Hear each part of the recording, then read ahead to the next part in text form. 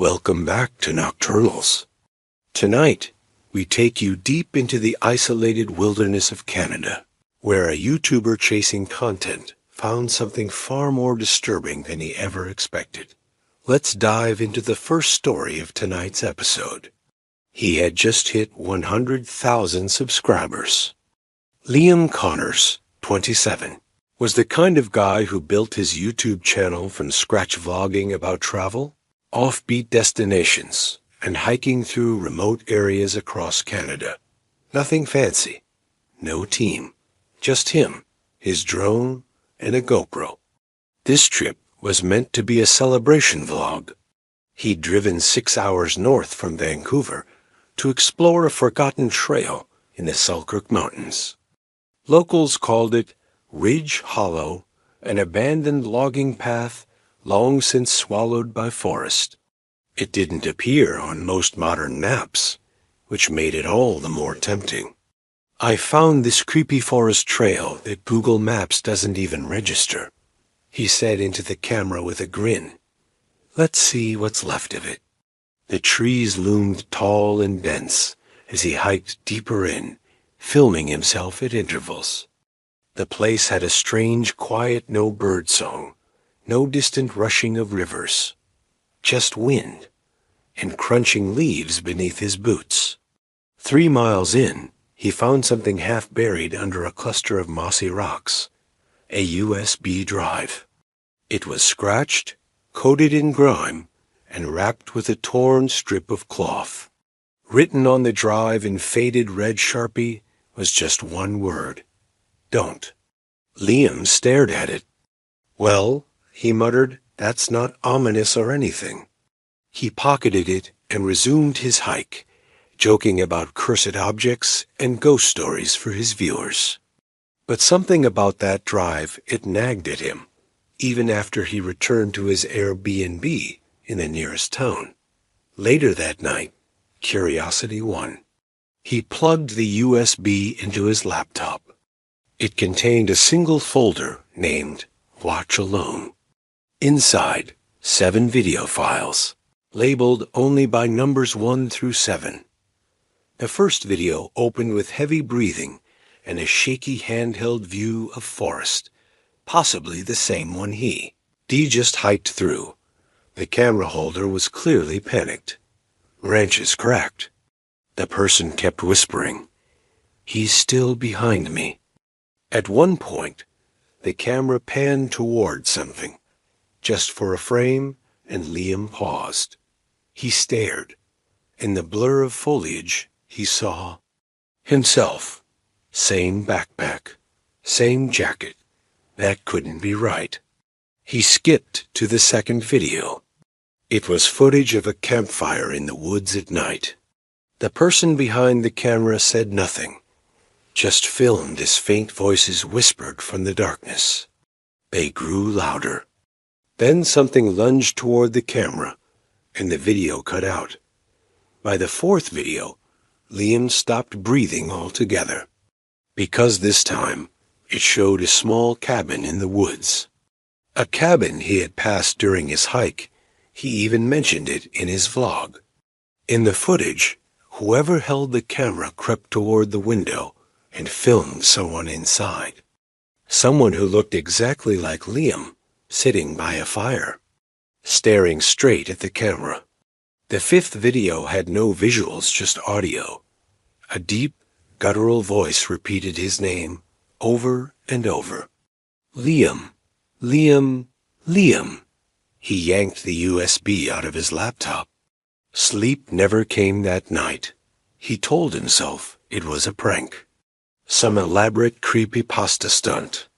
But the forest in the video matched his. The cabin was real, and that face's face had looked scared. Back home in Vancouver, Liam tried to upload his vlog, but the footage glitched. Segments of his hike were corrupted, specifically the part where he found the USB. It was as if the forest didn't want to be remembered. Over the next few days, strange things started happening. At night, his phone rang no caller ID. When he answered, He heard the same breathing from the first video. His lights flickered. His hard drives wiped themselves. Even his reflection felt wrong, slower to move, watching him instead of mimicking. One evening, he set up his camera to record himself sleeping, just in case. The footage showed him tossing and turning. Then, around 3:14 a, a second figure appeared. It looked exactly like him, except the eyes were entirely black. The second Liam stood by the bed and whispered into the real Liam's ear. He couldn't make out the words. The next morning, Liam woke with a nosebleed and deep scratch marks down his back. Terrified, he reached out to every horror and mystery channel he could think of. That's how he ended up contacting us Nocturnals. He sent the USB. We verified the videos. They were real. Corrupted beyond repair, but the fragments we recovered matched his story. But here's where it gets worse. We never told him this, but we used frame-by-frame analysis on the last clip, the one with the cabin. At exactly 1 minute 48 seconds, you can see something standing in the trees behind Liam. Not a person, not even a creature. It looked like a shadow in the shape of him, but taller, skinnier, and completely still. Liam hasn't posted since. His channel remains frozen at 100,000 subscribers. We tried reaching out again. His number doesn't work anymore. Emails bounce. But yesterday, we received a package. No return address. Inside was a GoPro and a note. I went back to the trail. I had to know. If you're seeing this, it's already too late. We're reviewing the GoPro footage now. If you're watching this episode, you're already part of it. Sleep well tonight. If you enjoyed tonight's stories, don't forget to like Welcome Back to Nocturnals. This story was sent in by a long-time listener from a small town near the Thuringian forest. It's about a man who made a living driving through the night until one early morning, something on the road changed everything. Let's dive into the second story of tonight's episode. Karl Brenner had been driving passengers across the dark roads of Germany for nearly 7 years. A quiet man in his mid-40s, Karl wasn't married, had no children, and lived alone in a modest apartment above a bakery. He preferred the night shift, not because it was peaceful, though it often was, but because customers tended to tip better after midnight. Something about the eerie calm of the roads made people generous, and Karl had learned to appreciate the rhythm of the night. It was a Sunday, just after 4 a.m., when Karl was heading home after dropping off his last fare. The route was familiar, a narrow road that cut through the edge of the forest before leading into town. The sun hadn't yet risen, and the world was painted in that pale blue hue that lives between darkness and dawn. That's when he saw it. A dog sat in the middle of the road, motionless, staring straight at his oncoming vehicle. Its eyes gleamed unnaturally in the headlights, not with the yellow reflection of an animal's eye, but something colder, whiter. Karl slowed down, squinting through the windshield, expecting the animal to dart away, as most do. It didn't move. He stopped the car entirely, a few meters away. Honked. Nothing. The dog didn't flinch, didn't blink. It just stared. After a few seconds, annoyance crept into Karl's chest. He had no patience for strays blocking his way home after a long shift. Muttering under his breath, he opened the glove compartment, pulled out a short wooden stick he kept for situations just like this, mainly to chase away foxes or stubborn farm dogs, and stepped out of the car. The cold bit at his face as he approached the animal. Closer now, Karl noticed something odd. The dog was larger than he thought, almost unnaturally so. Its fur was jet black, thick, matted in places, and it had a stillness that felt off. But still, he didn't pause. He raised the stick and swung hard, striking the dog on its front leg. It yelped, a sound that wasn't entirely canine, then scrambled into the trees beside the road, vanishing instantly into the underbrush. Carl stood still for a moment, heart racing not from fear, but the sudden adrenaline of confrontation.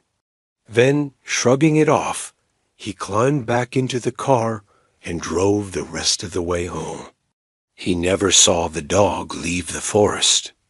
By the time Carl got to his apartment, the sky had turned a soft gray. He took off his coat, placed his keys on the table, and collapsed onto the couch for a short nap before breakfast. But the sleep didn't come. A fever had begun creeping over him. His skin burned, yet he shivered. He wrapped himself in blankets, assuming it was the flu, but by the next hour, things had gotten worse.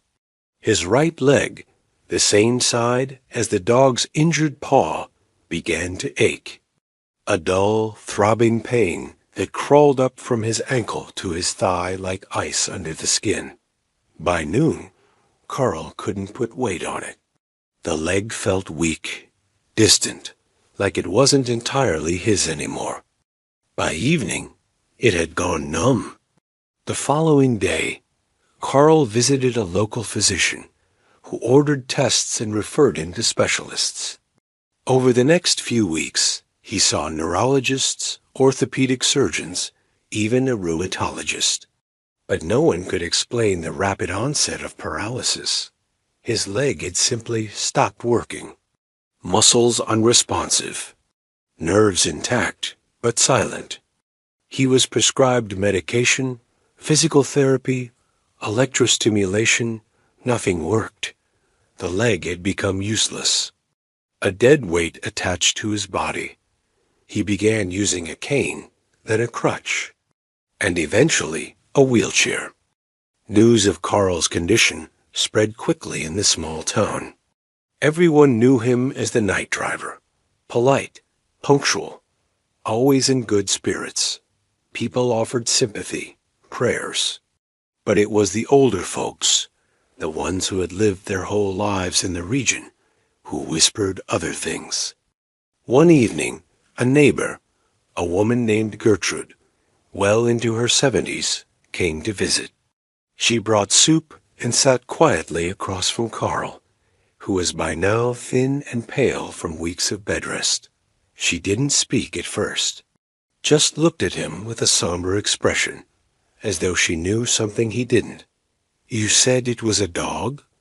she finally asked. Carl nodded. "Big one, black. It just sat in the road, wouldn't move. I hit it to scare it off."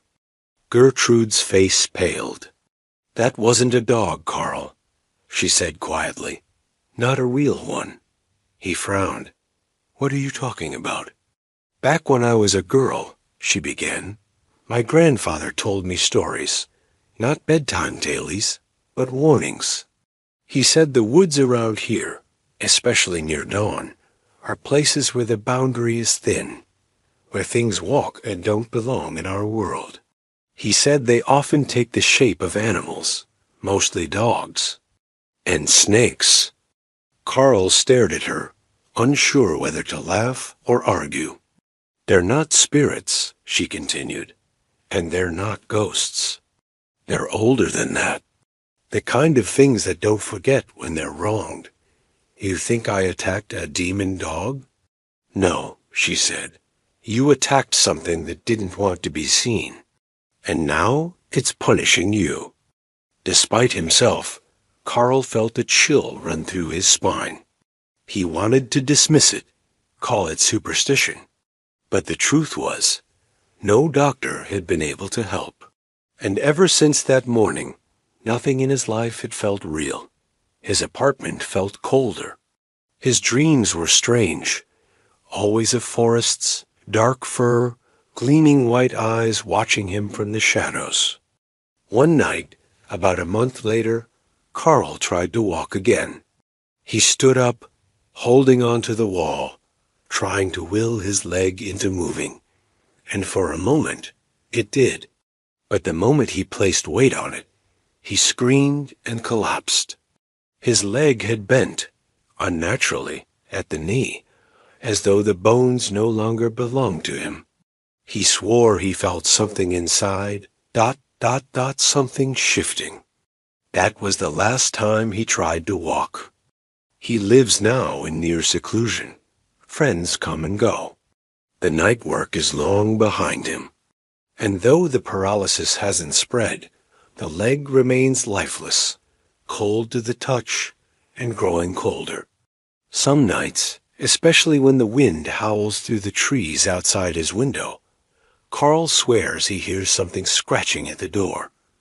A soft, persistent scrape, as though claws are trying to find a way in. And in his dreams, the dog still watches him, never moving, never blinking, just waiting. If you ever find yourself driving through the forest roads of central Germany just before sunrise, and a black dog appears in your path, do not stop. Do not speak, and whatever you do, don't lay a hand on it. If you enjoyed this story, don't forget to like, comment, and subscribe. We'll be back soon with more tales from the shadows. This story was sent to us by one of our listeners, a former international student who spent a year studying in the Netherlands. What started as an ordinary semester in a quiet university town turned into a terrifying experience none of them can forget. This is what happened at the room that no one ever entered. Let's dive into the third story of tonight's episode. When Arif moved from Bangladesh to the Netherlands for his postgraduate degree, he expected culture shock, cold weather, and maybe a bit of homesickness.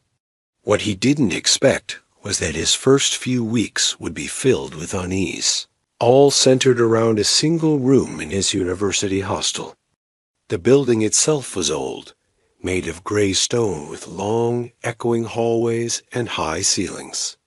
It had once been a boarding school in the 1800s, now converted into dormitories for international students. Arif was given room 309 on the third floor. His neighbors were friendly enough, mostly students from Spain, India, and Turkey. Everything seemed fine, except for room 313. It was halfway down the corridor from Arif's room. Unlike the others, its door was always locked, a thick padlock hanging across the handle. No nameplate, no shoes outside. And oddly enough, no one ever walked near it. Most people avoided even glancing at it when they passed. At first, Arif assumed the room was used for storage or under maintenance. But weeks went by and nothing changed. No cleaning staff entered. No noise came from inside. Just silence. One evening, out of curiosity, he asked Lena, a Dutch girl living next door, if she knew anything about 313. She hesitated. "Just don't bother with that room," she said quietly. "No one stays there. Not anymore." "Why?" he asked. She only shrugged. "People say it's cursed." That, of course, only made Arif more curious. He brought it up with 3 of his close friends from campus: Mateo from Spain, Yusuf from Turkey, and Omar from Egypt. Over late-night coffee in the common room, Arif explained the strange atmosphere around room 313. The others had noticed it too. No cleaning staff ever touched it. Even the hostel warden avoided walking past it directly. Eventually, the 4 of them agreed to investigate. Not because they believed in ghosts, but because they were bored, curious, and as Omar put it, "We're scientists. We don't believe in curses." So they made a plan. On a cold Friday night in November, they waited until the hostel was quiet. Most students were either out partying or asleep. Armed with a flashlight, a small toolkit, and too much confidence, they gathered outside room 313. The hallway felt colder than usual, silent. Arif was the first to notice it. A faint sound, like crying. A girl's voice, soft and muffled, coming from inside the room. The others heard it too. They froze, exchanging looks. Was someone trapped inside? Mateo stepped toward the door and leaned down to the keyhole. "It's definitely coming from inside," he whispered. Yusuf moved toward the side window, a narrow pane of glass overlooking the garden. It was slightly fogged from the inside, but he could make out a dim figure sitting on the floor, facing the wall. Long hair, pale hands covering her face, shoulders trembling. "She's crying," he said. "There's a girl inside." Without another word, they sprang into action. Mateo began working the lock while the others kept watch. After a few tense minutes, the padlock snapped open with a dull click. The crying stopped. Dead silence. Arif slowly pushed the door open. Inside, the room was dark, except for the dim glow of moonlight leaking through the curtains. Dust floated in the air. The furniture was old, covered in white cloth like it hadn't been touched in years. And there, in the corner, sat the girl, back turned, still, not sobbing, just sitting. Arif stepped forward. "Miss, are you okay?" The figure didn't respond. Omar reached for the light switch and flicked it on. The room lit up, and the girl was gone. All four of them stood frozen. There had been someone there, they were certain. But now the corner was empty. No footprints in the dust. No sound. No trace of movement.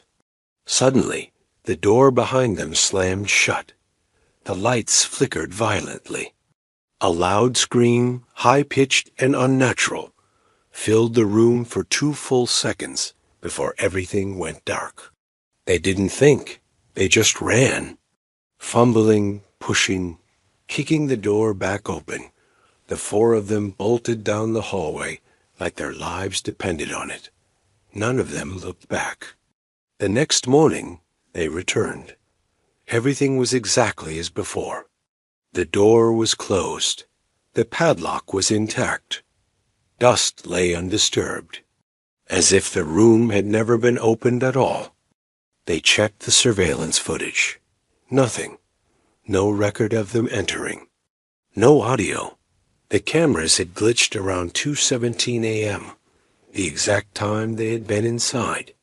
Over the next few days, each of them began experiencing strange things. Yusuf heard scratching on his window every night at 3:13 a.m. Mateo's mirror fogged up during his showers, but not from steam. It would slowly fill with writing. Words in a language he couldn't recognize. Omar found his closet door open every morning, no matter how many times he shut it. And Arif started hearing the crying again. But this time, it wasn't behind a locked door. It was coming from inside his own room, from under his bed, from the far corner, from the mirror. They tried to talk to the warden, but he only said, "You shouldn't have gone in." Eventually, one by one, they applied for room changes, then off-campus housing. By the end of the semester, all four had moved out. Arif says he never truly felt safe after that. Not in that town, not even back home. Sometimes in moments of silence, when everything is still, he still hears it, a faint cry, barely audible. It's always at 3:13. Some rooms are locked for a reason. And if you ever find yourself walking past a door that's always shut, maybe it's best to keep moving. Thank you for joining us here on Nocturnals. If you enjoyed tonight's story, don't forget to like, comment, and subscribe. We'll be back with more chilling tales from places just like yours. Until then, trust the silence and don't open closed doors. Let's begin with the last and most terrifying story of this episode. In a small village tucked along the edge of the forest lived a woman named Ayanda. She was a widow, soft-spoken, and deeply faithful. Her home was little more than a clay hut with a tin roof that rattled when the wind blew through the trees. She lived there with her only son, Juma, a kind boy, barely into adulthood, who worked odd jobs whenever he could find them. Life was hard. They cooked over firewood, often had no meat for weeks. When the rain didn't come, even clean water became a struggle. Ayanda worried constantly about her son. How will he marry? How will he build a home of his own? She would ask herself over and over. I have nothing to give him. Still, they never begged. They never stole. Whatever little they had, they earned honestly. And Ayanda prayed. Every single day. Each morning, before the sun rose, she would walk deep into the jungle to collect dry leaves and fallen branches, fuel for the cooking fire. She knew which trees to check, which paths were safest, and always returned before noon. The forest was quiet, still, as if it too carried the weight of her worries. Then, one night, everything changed. Ayanda had a dream. In it, a man appeared, tall, cloaked in light, with eyes that seemed both kind and ancient. He sat beside her fire and spoke in a language she somehow understood. You worry too much, Ayanda, he said gently. You will not suffer much longer. Your son will have what he needs. Your home will be filled. But you must remain clean in heart, in action, and in faith. She nodded in the dream. Pray every day, the man continued. Do not steal, do not lie, and tell no one of this dream, not a word, or the blessings will fade. She awoke at dawn, tears on her cheeks. Her heart was light for the first time in months. She smiled for hours. But by midday, while talking with the women in the village, she let the words slip. There was a man in my dream, she said quietly. He said our suffering will end. The older women around her grew still. One of them, Mwezi, looked up sharply. Did he tell you not to share it? Ayanda hesitated. Yes, but I was happy. I wanted someone to know. Mwezi frowned. You must not speak of such dreams, Ayanda. Not if you were warned. But Ayanda couldn't help herself. The next night, she dreamed again. The same man returned. Only this time, his voice was less kind, firmer. You were told to remain silent. One more warning. After this, I cannot return. Again, Ayanda agreed. Again, she promised. And again, she broke that promise. Each day, she would tell a different neighbor. Sometimes it slipped out while grinding maize. Sometimes while washing clothes. She didn't mean to disobey. She was simply overwhelmed with hope. Her tongue couldn't stay still. By the seventh night, the dream changed. There was no light this time, no kind face, only darkness, and a voice, not angry, not loud, just final. It is done. That morning, Ayanda didn't wake up as usual. Her son found her still in bed, her skin clammy, her breath shallow. The village healer was called, then the herbalist, then the preacher. No one could explain what was wrong. She wasn't dying, but she wasn't living either. She remained in that state for weeks, unable to walk, barely able to speak. She would only whisper strange words in her sleep, words no one in the village could understand. Juma did everything he could. He took over the housework. He worked twice as hard, but his mother never recovered. Her body weakened with each passing day, and by the next season's rains, Ayanda was gone. At her funeral, Wesi stood beside Juma and spoke quietly. Your mother had a good heart, but sometimes the unseen world offers help with rules. And when those rules are broken, there is always a price. No one ever moved into Ayanda's home. It still stands near the forest, untouched. Some nights, the neighbors say they hear her voice in the wind, reciting prayers, crying softly. And in dreams, a few villagers have seen a tall man standing at the edge of the trees, watching, waiting, silent. If you're ever given a message in your dreams, especially one that comes with conditions, remember, it may not be just a dream. And some blessings require silence. Thank you for listening to Nocturnals. If tonight's story moved you, be sure to like, comment, and subscribe. We'll return soon with more tales from places you've never heard of, and stories you'll never forget. Until then, listen carefully to your dreams, and speak of them only if you're allowed.